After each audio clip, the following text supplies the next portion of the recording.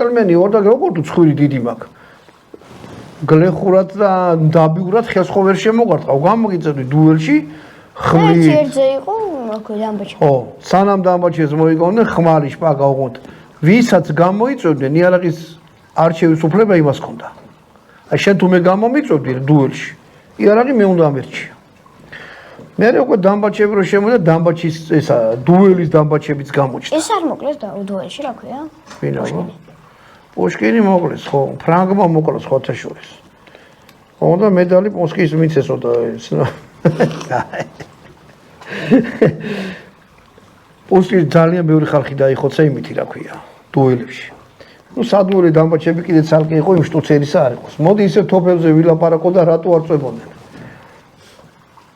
ეხლა წარმოიდგინეთ ეგეთი სიტუაცია. არსებობდნენ ძიმედ შეიარაღებული კავალერია, რომელიც კერასირები იყვნენ, კერასები ეცოთ, ანუ კერასა არის ეგეთი ჯავშანი, აი როგორც აი ესეთი რაღაცა, ჯავშანი ქონდა, ესე ხურა, რა ქვია, პალაშები იყო, ეგეთი ხმლები, ქვემოდან ვიწრო იყო, თავში განივრდებოდა.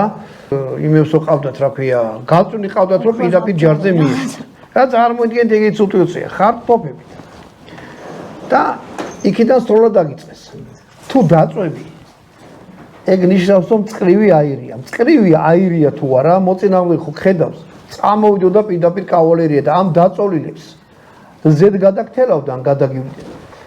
გინდაც ვერ მოეწონა შენ წამოდგომა მოგესრო.